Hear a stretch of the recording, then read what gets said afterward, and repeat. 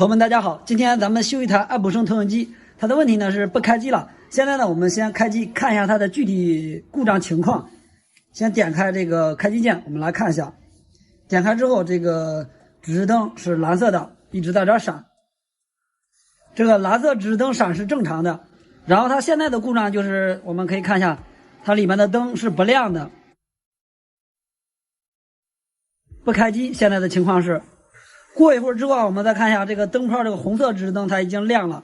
像这个指示灯亮的情况下，大部分都是这个灯泡坏了，也不能说是100%，可以说90%是灯泡坏了。然后呢，另外就10%有可能就是电源板或者是点灯板的问题。现在呢，我们就把这个电给它先断掉，先检查一下这个灯泡，看有没有问题。灯泡这个盒呢就在它的侧面，这是一个灯泡的盖子，我们就一条螺丝给它拆了就行了。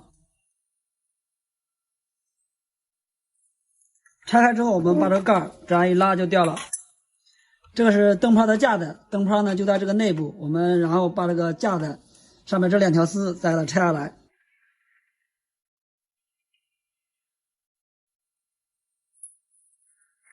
然后呢，我们往上一拔，这个架子就掉了。我们看一下内部灯泡就在这儿。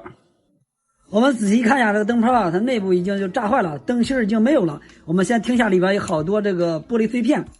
听是吧？哗啦哗啦的响，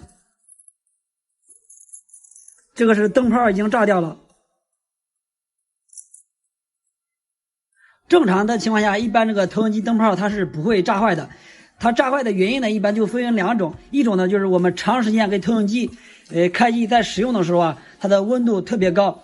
我们假如是没有遥控器给它关机，直接是拔掉这个电源，或者是突然停电了，因为这个灯泡它这个内部啊温度非常的高，特别是灯芯内部啊，它能有这个温度啊可以达到几百度的温度。突然断掉之后呢，这个散热风扇它就不能给它散热了。像这种情况呢，一般的就会出现这个灯泡直接给炸坏。还有另外一种情况，就是我们看一下这个投影机，先看一下这个外观啊，是比较的脏是吧？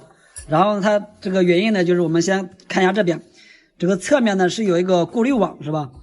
这过滤网呢，我们看这个灰尘是比较多的，它是不通气的，然后呢它是散热不好引起的这种故障。